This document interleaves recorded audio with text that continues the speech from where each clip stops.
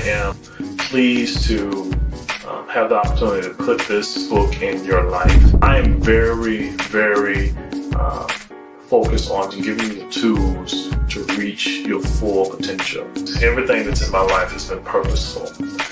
From growing up in foster care since I was 5, being adopted after I was 12. There's just been so many roadblocks that's been placed in my life. And I know you're listening to me, and you may say that I'm going through the same thing. And one thing I can tell you, if you never stop moving, you will always reach your destination.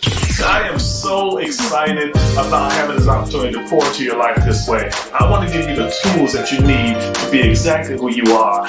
You are the next big thing. You need to make sure you get this book in your life. Log on to this link below and get your copy right now.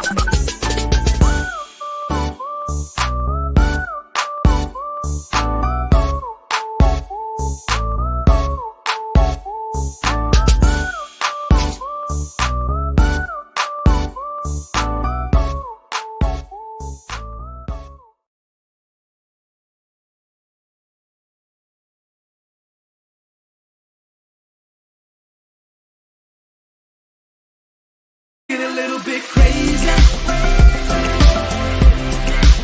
Let's get a little bit crazy. Let's get a little bit crazy. Let's get a little bit crazy. Let's get a little bit crazy. Good morning, good afternoon, and in some places, good evening. I don't know. Welcome to the Vaughn Show. I am your host, Vaughn, and I am so excited to be with you today on another wonderful day that the Lord has made. Let us rejoice and be a little bit glad, because why not? You've made it another day to get over whatever happened yesterday, to do it better today, and to have some fun. Now, a little bit of housekeeping. As you all see, we've got some t-shirts hanging in the back. We are actually trying to put together a backdrop, and we're in the creative process of it now. So you get to see the beginning stages of a thing that we're going to do. It's going to be amazing. It's going to be fantastic. Or you all might think it's horrible. Whatever the case may be, we're going to do it anyway. And you're going to be just on for the ride. Today, we have an exciting guest because we're going to break away from the traditional musical artists. We're not going to do all of that singing and gyrating and stuff today. No. We're going to have some good motivational, inspirational talk to help you all get through this Wednesday. And I couldn't think of a better person to have on the show than my sister. Nope, we're not blood, but in Christ, you know how people do. She's a cousin, a niece, if you will, from the kingdom. Miranda Chinell, how are you doing, Miranda? I am well. Thank you so much for having me. How are you? I am fantastic, and I appreciate you being on the show today. Now, we must get this out the way first. Happy birthday, belated. Thank you. Yes, I'm taking the month. You should. You get half the month, and I get the other half of the month.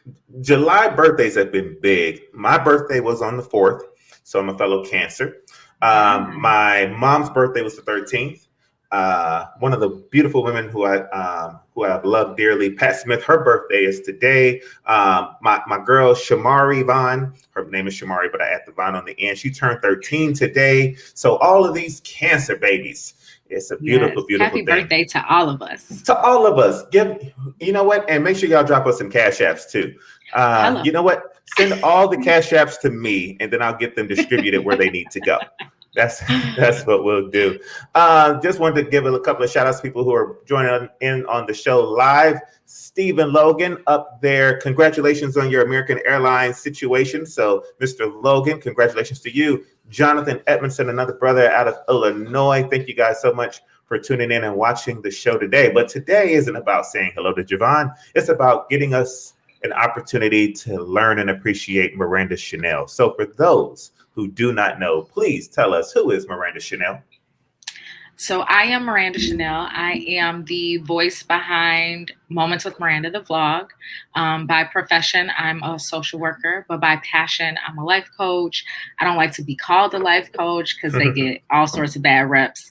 I'm a mentor. That's another title that I'm a little sticky with because it's a whole lot of people with a whole lot of mentees and ain't nobody doing nothing.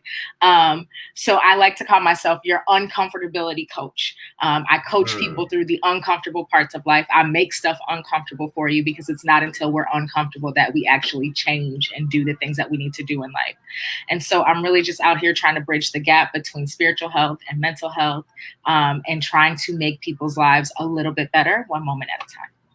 That is what's up. And Mr. Collins, who helped generate today's interview, he's clapping because he knows that we're going to get into some stuff today. And I'm going to be a guinea pig because when I saw Mr. Collins, and I call him Mr. Collins because I don't ever want to pronounce his first name right. Marcus. Nope, Marquise. Marquise is what I go with. But I'm just kidding. So Marcus, when I read through your profile and I saw what you do and how you do it, I said I would love to get her on the show just so that we can get away from the stigma that is a life coach. I have a life coach. She helps me tremendously through a lot of things. And I figured out that more people need them. If you're not doing therapy, which you should also do, we all could use somebody to talk to therapeutically. But a life coach is a great situation to have. So I don't want you to get away from that title because it's something that we all could use a little coaching through life. Now that you told what your titles are, what are some of the specific ways that you kind of help people get through some of the situations that's going on in their life? And then you and I are going to have a little practice free session today as well. We're gonna get nice and vulnerable up for the next, and we're gonna count this down too because I don't like being uncomfortable. So we're gonna do for the next 20 minutes, we're gonna do just a little bit of life coaching, real life. That sounds good. But give us an idea of, in general, because you gave a macro, but on a micro level, what are some things that you do to help people through their life situations? So I do one-on-one mentoring. I do conversations over coffee, which is really just consulting where we sit down over a cup of coffee and have a conversation about what it is that's happening in people's lives. By profession, I'm trained to be a therapist. And so I walk people through grief processes, through processing their identity, through processing divorces, through processing anything that may happen in life. For me, I get the title of life coach gets tricky to me because I feel like it's a title that anybody just adds on because they can sit down and tell you their personal opinion on how you should live your life. And in reality, they have no educational background. They have no training. They have none of that. And yet, as soon as somebody gives them their ear, all of a sudden they feel like they're a valuable influence. And just because somebody is listening doesn't necessarily mean that they're the influence that you should have in your life. And so for me, I'm not real big on titles. I don't often drop like, hey, I'm degreed in this, or I do this, or I do that. But I really just try to meet people where they are because the truth of the matter is what's from the heart reaches the heart. And a lot of times in life, we could get through life a little bit easier if we could just have somebody to hold our hand or to walk with us through some of it, or to tell us, don't go that way, sis. I've been down there. You don't want to go that way. Or, like friends who are honest about things. A lot of us don't have real friends or mirrors at home. And that's why we look the way we looked and do the things that we do in public. And so for me, it's about being a presence in the lives of people where there is an absence in some shape, form, or fashion. Now, I know that you don't like to brag on your education and what makes you valuable and what makes you intrigued in this. But while we're right here at the beginning, what is your educational background and what has prepared you for this season? Yeah, so I have a bachelor's degree in communications with a minor in African American studies, and I have a master's degree in social work. So I have been a licensed social worker. I've done individual, group, family therapy. I've worked with DCFS, youth in care, with sexually reactive teens and adults. I've worked in juvenile detention with juvenile probation. In my 9 to 5, I currently run a 24-hour mental health crisis line for the state of Illinois. So then what you're saying is that you are prepared for such a season. Indeed. Yeah. I'm intentional about making sure that people get not just what sounds good, but what is good. That is what's up. So I am excited because we're going to do some life coaching this morning. And it's not going to necessarily be me being life coach today. I have someone that has been in need of life coaching for the last 21 years, and I'm going to bring him on the line right now. His name is Maurice Griffin.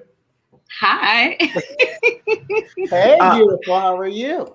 I'm well. How are you? I'm great. Maurice Griffin is a Sunday's Best finalist. He is an accomplished singer, songwriter, producer, entrepreneur, and he has just been navigating through life carefree, willy-nilly. And for whatever reason, he likes to come on my show because he knows that, number one, he's going to have a good time. Number two, I'm going to point out that his guitar keeps falling further and further into the pit of despair.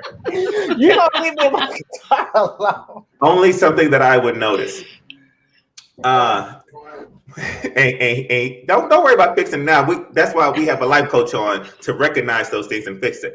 Now, Maurice, thank you for coming on the show and co-hosting again and being vulnerable today as Miranda kind of life coaches us through some things today. Are you ready to be a little bit life coached? Yes. Okay, so I want to start by asking, or you know what? I'm going to just back off a little bit, and I'm going to say, Miranda, how would you normally open up a conversation with a new client such as Maurice? I don't know that we have enough time for all that, but I would ask, and that had nothing to do with you. But I would ask what it is that they're looking for. A lot of times people get into relationships with coaches and they think, hey, I need a business coach. I'm trying to get somebody to help me launch this business. And in reality, their business isn't working because their life isn't working. So they think they need a business coach, but in reality, they need to work through their relationship issues because that's why they can't keep a business partner. So I always start off consults and potential new clients with asking, what is your goals and where is it that you're trying to go? And why is it that you feel you need somebody to assist you in this path to figure out where we start or if I'm even a good fit? And what would you respond to that with, Maurice? I would respond, if I was doing it, I would respond to as my goal is to be the best me I can be as possible. And to expose that to a generation of people that feel like they don't need what I'm doing, and being able to merge that together and be the example that people need to see so they can be inspired to live a better life as well. That's something that I would, want to have a life coach with. Everything about what I do ties into that. And I would need somebody to kind of talk that with, so that I can have, people calling me Jesus. Can you see what happened? Where's my Google? Oh, there you are. Okay. So I would say that, and then I would tie it into, because of my brand. I think that in this generation, everybody wants to be able to see as much as they can so they can trust as much as they can. So that for me, it can translate into dollars. And then also building a brand that can establish for other people to grow as well. And with that being said, Miranda, where would you go from there? What would be some of the questions that you would help to, I guess, present to help him kind of walk through where he's trying to go? So the key thing that stood out to me to be the best you that you can be. And so I would ask you, who are you? Stripping yourself of the titles, stripping yourself of I'm a finalist, stripping yourself of I'm a singer, I'm a musician, I'm this and I'm that. I would ask you, who are you deeper than that? Take your titles off and tell me who that is. Because in order to become the best you have to figure out who you are and not who people say you are. And you also have to figure out who it is that you desire to be. Because sometimes when we're building a brand, we build our brand around what we think is going to attract people. Because what we want to do out of that brand is make money. But if you're making money and attracting people out of an identity that you're not comfortable with, then your brand is eventually going to fall apart because you can only fake it for so long. We live in a world that tells us fake it till you make it. And I tell people that that's a lie because nobody ever makes it. Faking it. We can pull it, faking it. You know what I'm saying? We can pull any musician almost who faked it, and we can start to pull out their reputation and not their resume of what shows that faking it till you make it is a lie that we tell people to get them into a business, and then they lose themselves because they don't really know who they are. And I think that is a problem that we have, not just in the music industry. I came from a long line. So my grandfather was a producer, my dad was a musician, my godfather was a producer. I'm talking like platinum records on the wall. So I know the industry, and I know that behind the scenes of the industry, the industry tells us who we're supposed to be. Yeah. They tell us how to show up, how to dress, what to say, until one day we wake up and we decide we don't want to do that, or we can't hide behind the brand that they're creating for us anymore. And then we're in shambles and we're trying to figure out how to resolve and how to retain this little bit that we have. And a part of that is because we don't really know who we are. Yeah. So who are you? So who am I? I'm a guy that loves to love. I like to cook. I'm a tourist. I like to, when people come in, I like to host. I'm a big guy on hospitality. And he makes a mean macaroni and cheese. Keep going. Don't let me. But keep going though. I'll step back. Get out of here. No, but that's me. I love to smile. Currently, who I am currently, I'm a guy that smiles through the eyes of other people. I won't be satisfied until I satisfy you. I won't. There has to be something deeper than that, because your satisfaction cannot be dependent upon other people who ain't satisfied with themselves. And so we find ourselves in these cycles where we're living for the accolades or the responses of whatever the audience may be.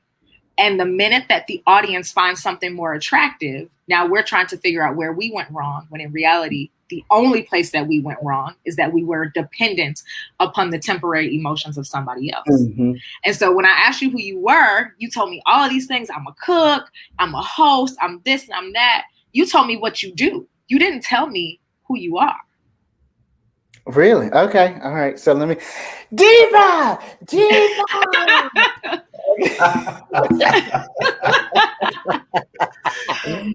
What you about to say, boy? What you about to say? We're here. We're listening. Yeah. Go deeper. Okay. So who is Maurice? Maurice Griffin is a 35-year-old man who loves to sing. Well, that's what I do. Maurice Griffin is a 35-year-old man that is alone a lot, who's a loner, who likes to have company, but don't tend to have it because of his work. And I am a person who likes to, oh, well, that's still doing. So let me take the doing out. I'm careful. I am very strategic. I like to help people. I'm too nice. I'm passive. I try to be the mediator of things. I have a lot on my plate, so I'm stressed a lot, but I tend to use exercise as a way of stress relief. So that is something. Am I doing right? Doing okay? Yeah. What else? Who is Maurice Griffin? Maurice Griffin is a sweet guy. He loves people.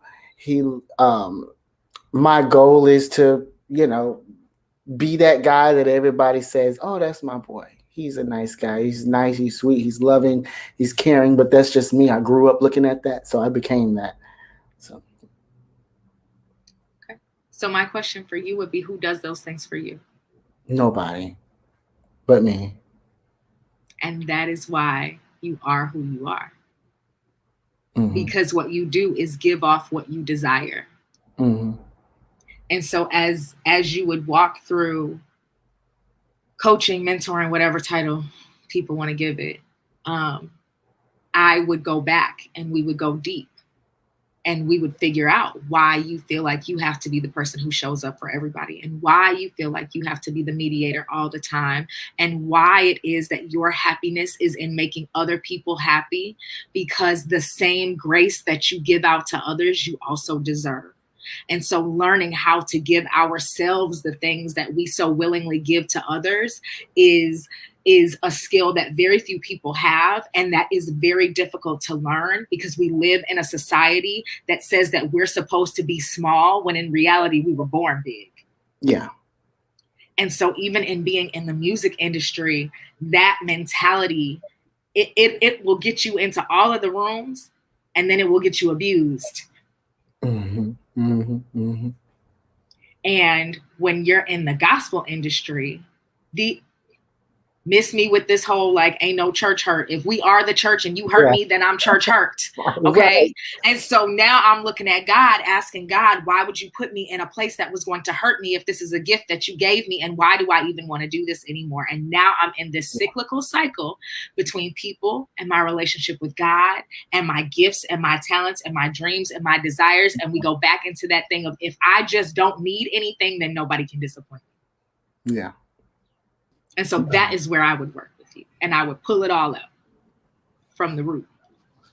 Ooh, let me ask Maurice, how comfortable is it being vulnerable and uncomfortable for you, like in this type of moment? Say it again. How comfortable does what? How comfortable is it being vulnerable in this type of moment? Like with like releasing and going deep like that with someone? For me, it's a deliverance. It's a progress, stress relief. And for me, I feel like it's good because you can become more at peace with yourself, to be honest. I think a lot of times people are not at peace. They say they're at peace, but they're not at peace because they never get to really say or do what they really want to say or do. I know that for me, I'm so comfortable being vulnerable and I'm so at peace with it, and I'm almost so used to it that it becomes scary sometimes. Like, why are you so okay with putting all of your business out there? Is that a sign, Miranda, of trouble, or is it more of a sign of security? Is it false security? Do you understand, I guess, where I'm going with it? I do. Yeah. So it could go both ways. So the truth of the matter is that healing happens in vulnerability, but healing also happens in community. And we think that we can heal all by ourselves, but in reality, healing happens amongst other people who have the ability to hold us together when we feel like all we need to do is fall apart. And vulnerability is a very scary state to be in when it's real. Our problem, though, is that we confuse vulnerability for being real, and they're not the same. Having a lack of boundaries and not caring and living in this space where it don't matter what nobody thinks about me, that's not necessarily vulnerability. That becomes a defense mechanism so that people can't get close enough to you to hurt you. So you can't hurt me if I put all my business out. If I'm not afraid of it and, it means nothing and these types of things, your judgment rolls off my shoulders, then you're never in a position where you can do me any damage. But at the same token, you're never fragile enough to repair and restore and mold those things in the areas in which you truly need to be vulnerable for. So vomit of the mouth and vulnerability are not synonymous. And so we need to understand the difference in having a space that's safe enough for us to unleash and peel back the layers of the onion and get to the core of what's going on with us. And a lot of times it's going all the way back to something that happened in childhood, the way that we were raised, the presence or lack thereof of our parents. We always talk about daddy issues, but we don't address mama drama. All of that stuff plays a part in who we as adults. And so when you are truly in a space where you can be vulnerable, it's more than just being able to disclose the details of your experience, but it's disclosing the feelings and the emotions and the outcomes that happen because of those experiences also. You mentioned something great there and was talking about those people who have those boundaries up. If you're someone, let's say, who is extremely vulnerable and you're willing to just give out everything that you have, and let's say you're dating someone who has those boundaries up and is guarded, it's that can cause friction sometimes, right? So how does the one vulnerable who loves getting and getting information and talking through things share a space with someone who's always guarded, reserved, and doesn't want to give up anything at all? The same way we do in any relationship, and that's baby steps. Relationships don't have to work and fast forward. And sometimes people need to be able to establish a certain level of trust with you in order to become vulnerable. You don't have to disclose everything all at one time. In fact, I would suggest that if it's the first date and she's telling you all her business or he telling you all his business, pack up your stuff and run, because they ain't got no boundaries there. They don't have any boundaries anywhere. Wow. Boundaries are a life skill. You know what I'm saying? So if you don't have any boundaries about the things that are important and special in your life, or the things that shaped who you are, then you won't have any boundaries in the workplace, or you won't have any boundaries with exchanging our business over dinner with your friends or on social media or whatever. And so if you are a very comfortable, social, vulnerable individual and your partner isn't, then you have to give them room to grow and to trust you to be able to be vulnerable there. And you have to be able to display the fact that you can be both vulnerable and disciplined enough to have boundaries. I can be very vulnerable in places where it's appropriate, and then have very appropriate boundaries in places where they're necessary and appropriate too. There has to be a balance. And if you don't feel like you can be safe with me as your partner because I have a lot of vulnerability, then our relationship will never get to a place where it can be beneficial to both parties, because you will never feel safe. As a single man, Maurice, and real quick, what's your sign again, Maurice? Taurus. You're a Taurus. That's right. That's right. Do you feel yourself being able to be vulnerable and receive vulnerability when you're out meeting and trying to connect with someone? That is too funny. Yes and yes, but that's a bad thing. Okay. Mm-hmm. That's a bad thing for me, because I'm already vulnerable enough in music, because that's what music is universal. So you're already vulnerable in that state. So when you get done ministering or traveling, normally 9 times out of 10, I travel because I'm singing. So when I'm vulnerable, I want what I'm missing. Mm-hmm. really bad. And that could be a bad thing, because now I'm open to receiving a lot of spirits that I don't need. Wow, that's deep. That's deep. I was reading something, and I'm not going to say when I was reading it, but I was mentioning, or I happened to realize and understand, I'm getting to a point here, that Miranda is a Cancer woman and Maurice as a Taurus man. There's some compatibility there. And it says that Tauruses and Cancers speak the same love language, money. I love Miranda. Sounds tacky, but truly, the bull is known for being superb at managing money, and the Cancer is serious about planning for the future. Are you planning for your future, Miranda? Indeed. I'm going to keep reading then. Emotional and financial security go hand in hand for both sides. Look at your neighbor and say, both sides. Both sides. Both sides. Both, lest you think this will be a mercenary, loveless pairing. Remember that Tauruses, like Cancers, love classic hearts and flowers romance. Are you a classic hearts and flowers romance type of guy, Maurice? Absolutely. Are you a flowers and hearts romance type of person, Miranda? I am. I'm going to keep reading then. We're talking bouquets of lilies for no reason, bath bombs and couples cooking classes. The scripture finishes with, we're seeing that bathtub scene from the Bridges of Madison County in your future together, minus the whole affair plot. So the Taurus is the number 3 compatibility sign for Cancers. And I know we're talking about boundaries, but it's the Javon Show.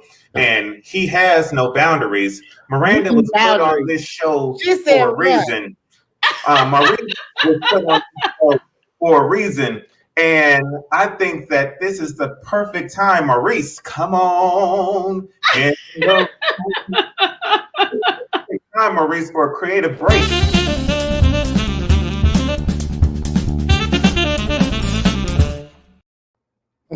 Love. A word that comes and goes, But few people really know what it means. Oh, I'm sorry. Were we still? Well, that was a quick creative break introduction. I'm just saying that Tauruses and Cancers make good partners. Well, Miranda, you're on fleek, so I think you may be on to something. I know I'm on to something. So as we exchange information after this interview, no, Marcus, no. I knew what I was doing today because as soon as Maurice said he'll come on the show and host on Wednesday, I said, there is a young lady and she's got some skills that could be perfect when merged together with someone. It's the hell for me. Hello. We're just totally changing subjects now. Miranda, how can you be reached on social media? I can be reached on social media at Moments with Miranda on Instagram, Moments with Miranda on Facebook, or Miranda Chinell on Facebook. Mr. Griffin, how are you being able to be reached on social media? You can definitely reach out to me everywhere, every social media platform I'm on, or you can just text me 310-388-9323. That's my fan club number. I always reach out to my people. Matter of fact, I'm reaching out to them right now and say, come on live with me. And what was that phone number one more time so the people can have it? 310-388-9323. 9323. So that's just the number in case anybody wants to just reach out and talk to Maurice Griffin. Maurice's number, Miranda, is 310-388-9323. All hearts and minds are clear? Yes. Indeed. Miranda, again, happy belated birthday. I hope that our birthday month is as a blessing to you as it is to me. Taurus season is coming at some point. I don't even know when it is, but whenever it gets here, Maurice, I'm sure that we'll have some stories to tell about what we were able to accomplish here on this show today. I think I can go take a nap now. I have done the Lord's business. On behalf of everybody at the Javon Show and at Elevate Magazine with Elevate Magazine Live, which this is also airing on, and to all of the world changers out there, thank you all for tuning in. Dr. Anisha Thompson, thank you so much for the platform. Dr. Tony Holmes, thank you for producing. To Lori and to Marcus Collins, Marquise Jelks, and to everyone else associated with the Javon Show, take care of yourselves and each other. Miranda, Miranda, don't go nowhere. Thank you all for tuning in. God bless you. Have a great one. Get a little bit crazy. Let's get a little bit crazy. Let's get a little bit crazy. Let's get a little bit crazy. Let's get a little bit crazy. And we're still live. This is just the post show that we do every once in a while. I love post shows because we get to go into some really nitty gritty conversation. But let me ask this one question real quick, and it's not to you, Maurice, or to you, Miranda. How was my lunch? Did it come out good? I did a good job? Yes, Siobhan? I did good? Excellent. All right. Now that that's been situated, because apparently you have to feed your children. That's one of the requirements. Yes, they Feeding call the children. people if you don't. They really do. Miranda, do you have any children? I have 2 boys. Excellent. How old are they? They're 12 and 5. 12 and 5 are good ages. I have 19, 17, 14, and 8. God bless your ministry. 9. She's 9? She's 8. Vaughn is 8. I'm out. Vaughn, how old are you? 8. Thank you. Good Lord. You better know your son's age. Come on. Huh? Doggone it. I know I had it right. And are you open to having more, Miranda? No, the kitchen is closed. Kitchen is closed. Maurice didn't want no kids anyway. I'm so glad you tried the spirit and you knew the spirit. So I wanted to dive seriously into a little bit more of what you were saying about the vulnerability aspect. So allow me to get serious for just one quick second, because you were hitting on some great things with Maurice, and I could definitely see some places where you're going. I just want to make sure that that's where you were going and not just reading into things. So when you are always giving, always vulnerable, always trying to please other people, that's something that you're trying to get back reciprocated to you.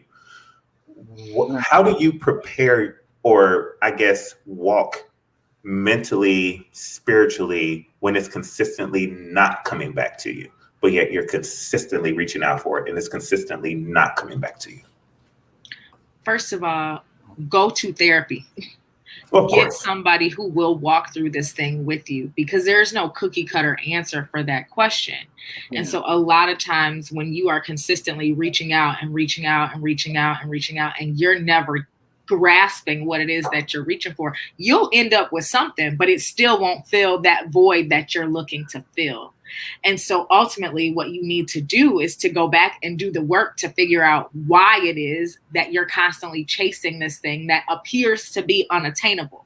And it's not so much that it actually is unattainable, but perhaps you have some work in an area that you need to do, because what you're reaching for and what you're grasping may not actually be able to fill the void that you have. So we think, hey, I'm lonely, I want somebody to be here. And then you end up with somebody here, okay? Except you still lonely. That's because you're dealing with loneliness, which is not the absence of a body, but it is the absence of companionship. And so if you cannot actually have companionship, it don't matter how many bodies are in the space with you, it's still not going to fulfill what it is that you're looking for. So you're going to keep reaching until you can actually get the companionship that you need. And in order to truly have companionship, you have to be able to have a relationship that has trust, where you are free to show up and be your authentic self. You don't have to show up as who they want you to be. You don't have to show up as the artist. You don't have to show up as the dad. You don't have to show up as the chick who's got it all together with the brows and the lashes. You can just show up and be with all of your stuff, because we all come with stuff. We just package it different. Just because my stuff is in a Fendi bag and yours is in a Target bag don't mean that my stuff is no worse or better than yours. We all come with our own level of stuff. And if we haven't worked through our stuff, how dare we ask somebody else to accept it? Yeah, I concur with that. I think I learned the hard way anyway. But yeah, I was the one that would always, because I seen it, I would share it and show it. And I'd be like, oh, I want that. I want that. My mom and dad, they were a great example of what love was. They dated each other every day. They big as a house, but they played hide and go seek, running around in a wooden house. I said, y'all won't drop through this wall. Listen, I'm laughing. I'm here playing hide and seek, running around big self. But anyway, I love them.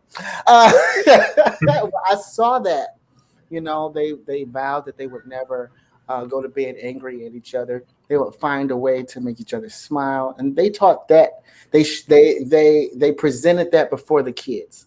What I did not get taught was how to keep it, or how to actually get it for myself. Yeah. That's what I didn't get taught. I was presented with the action of what love looks like, but I wasn't taught how to get it, how to maintain it. That makes sense. And kudos to your parents for being the example, because a lot of people don't get to see it. Yeah. But the backside is they don't teach us how to not go to bed angry. We just see that they're not angry anymore. And there's a process on the back end that happens. Because my stubborn self, we're not going to go to bed angry. Cool. I've been up 3 days drinking Monsters and Red Bulls and coffee because I'm still mad. Okay. We're not going to go to bed angry. So your girl been up for 72 hours. Yeah. Because marriage and relationships take work. And so we get caught up in the pretty part that we see, and nobody teaches us the work part that has to go in. We get caught up in the wedding. Yeah. And nobody teaches us how to have a marriage. Like, okay, we're going to go through this premarital counseling. Okay, but what do I do after I say I do? I got to go home with this joker and he squeezed the toothpaste in the middle. Like, you can't be with nobody. No, you cannot be with somebody that squeezes the toothpaste in the middle. I'm trying to tell you. This is why I left. Justified. That's justified in the Texas courts. Hello, I'm trying to tell y'all. In the Texas courts. But we see examples of what we want, and we think that if we show up that way, that it's going to be enough. We believe that we can love the hell out of somebody, that we could just keep giving them opportunities and we could teach them. And maybe if they come around my family and see it, since they didn't have it in their family, they could learn it. Maybe, but maybe not. Mm-hmm. And so it's not our responsibility. Ooh, this is going to be good. It's not our responsibility to teach somebody else constantly how to love us. Wait. Hey, that contradicts, though, what so many people have taught us. If we get together, then I teach you how to love me, you teach me how to love you, and then it all works in copacetic, harmonious melodies. Constantly, at some point, if I'm teaching you, that means that my effort is going into you learning what I'm trying to give you, as opposed to you learning how to love me because you love me. Certain things I shouldn't have to sit down and work through. Okay, Javon, I don't like it when you do this. Yes, some of those conversations are necessary. But if I got to sit down with you and walk you through every detail the way I got to do with my 12-year-old in this new math, that's too much work. And so if our relationship is spent constantly teaching, then at what point do we get to apply what we've learned? If there's always something wrong, there's always a lack somewhere, at what point do we actually come together in harmony? We don't. Because instead, I'm trying to mold you into giving me what it is that I want, when in reality, there's somebody who already does that. It doesn't mean that you are a bad person. Maybe you're just not good for me. That's a lot of energy. Constantly teaching is a lot of energy. Ask any parent who had a kid at home doing e-learning in 2020. It's a lot. I would concur. I had a situation where I was trying to do situations like play games and have sit-down conversations and come up with different gestures, because I like to be spontaneous. I like to do things differently. But because there was no like-minded, it was just bumping heads. I was here, and it was just like we were like right here. One was here, and we're just doing this. We're meeting in the middle, but we're not on the same page. You see what I'm saying? And so when I found that out, I was like, I need to start going into developing relationships, whether it's a relationship to love or business relationship, with assuming I know nothing about the person versus applying this idea of what I assume you're going to be, and then judging you based on how I perceive you in my head. And we've never discussed who you are and who I am, but we're building this thing together. So I would jump straight up there because, like you said, I was presented with what love looks like and how to what a relationship looks like, but I wasn't taught that. So that I learned the hard way. Yeah. And we think that simple demonstration yields information, and it doesn't. So we think, hey, if I love on them enough, then they'll give it back to me. No, they won't. They just gonna let you spend your coins. And you're gonna be thinking, well, I'm trying to display to them what I want. It's like learning people's love languages, right? Love languages work very similarly to the way that speaking languages work. If I don't speak Spanish, the louder you get in it ain't gonna make me understand it. You're just gonna be hollering at me. I still don't understand.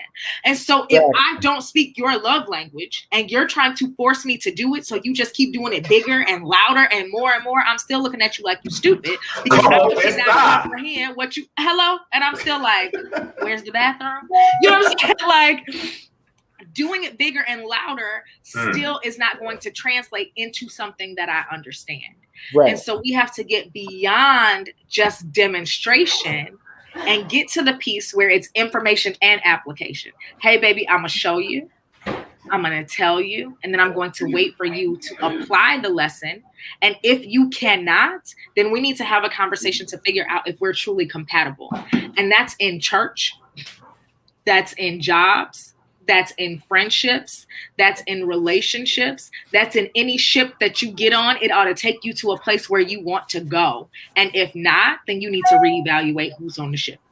As a life coach, what type of time frame would you give somebody for who comes in? They're trying to get to know this person. They're constantly reteaching. They're doing the back and forth, and it doesn't seem to stick.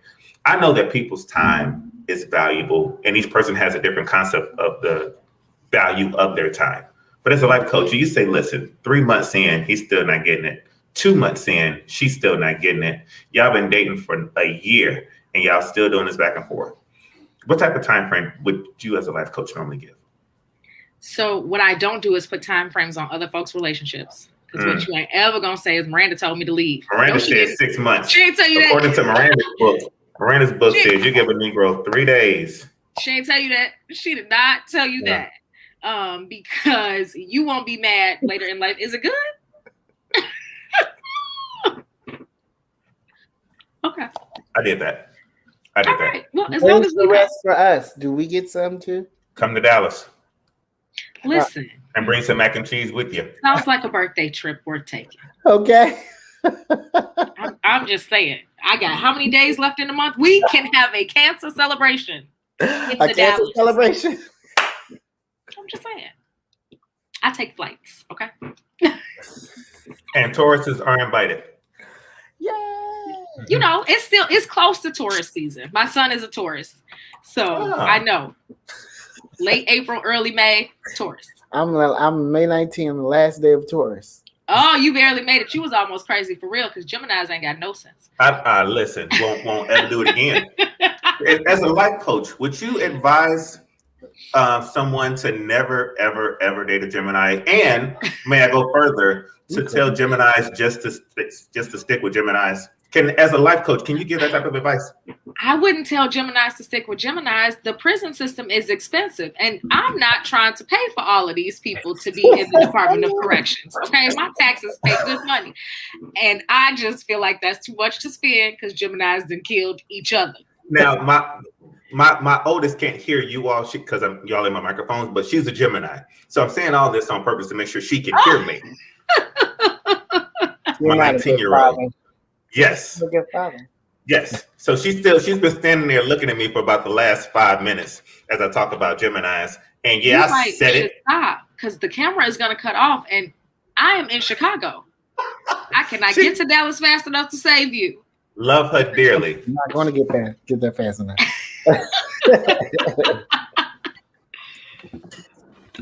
As you were saying, I'm sorry. Don't let me interrupt. I don't know what I was saying. He was saying, would you tell somebody as a life coach not to date a Gemini? Oh, no, I wouldn't tell them that. It's a couple good ones out there. You just got to shake the pot up. My daddy's a Gemini, so I might be a little bit biased.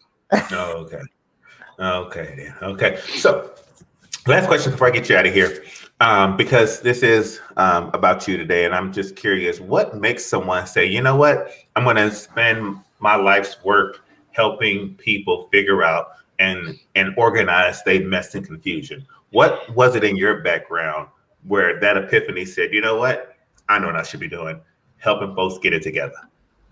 Yeah. So in all actuality, I went to college determined to be an attorney. When I was a little girl, I wanted to be Claire Huxtable when I grew up. I was like, you know what? I'm a lawyer. I'm going to have a doctor husband. We're going to have a tribe of kids. And any issue we ever have is going to be resolved in 30 minutes. I was going to have the life. And so I went to school, and I went to school pre-law, and I started to mentor. And I realized that people needed people long before they needed an attorney. And so even though I would have made a whole lot more money, oh Lord, as an attorney, I changed lives a whole lot sooner as a social worker and as a mentor and as a friend and a coach and a sister. And so I do this work because I went through a whole lot of things in these 38 years by myself. And I feel like had somebody been with me or had somebody looked out for me, I wouldn't have had to sit in some of those rooms by myself, or I wouldn't have had to, I wouldn't have took the left when I should have took the right. Somebody could have protected me from some of the scars that I now have. And so my passion is to prevent people from making the same mistakes that I did. Because if I went through it so that you don't have to, then my going through wasn't in vain. Mm-hmm. That's good. You muted. You're on mute. But that may be a good thing. What do you say? Can you come on the show again and help me and Maurice get through our relationship issues? Because I'm going to keep trying to get him to come on my show and co-host and eventually turn it into the Maurice. Why do I keep wanting to change your name? The Maurice show featuring Javon. That's what I'm going for. Oh, okay. That's what I'm going for. So we're going to have you back on to help me and Maurice get through our situationship. Yeah, let's do it. Thank you so much for coming on the show today. Again, one more time, how can people get a hold of you? Where do they reach you? I can be found on Facebook or on Instagram at Moments with Miranda. I'm also on Facebook. My personal page is Miranda Chinell. If you request me on my personal page, I might leave you in purgatory because it is my personal page and I keep searching for personal on purpose. But you could also find me at www.mirandachinell.com. Excellent. Maurice Griffin, where are you at? I'm right here. Jesus Christ, no, I'm just playing. You can definitely check me out. Facebook, Twitter, TikTok, Instagram. I'm all over there. Type in Maurice Griffin. Like again, World Changers. Love all day. 310-388-9323. That's my fan club number. So hit me up. I'll respond. I'm the only one that's going to respond. So just hit me up and we'll link up. Fantastic. And y'all know that this is Javon at Javon Show everywhere where it's important, including in my space. Until next time, take care of yourselves and each other. Love you both. Thanks again, Maurice. And I'll see you on Friday on time, this time at noon, 12 Central at noon on Friday. I'll be in town on the on the Atlantic side. Praise God. Excellent. So that's 1 o'clock then on the Atlantic side, right? Well, what time your show start? 12 Central. Oh, okay. Yeah, 1 o'clock then, yeah.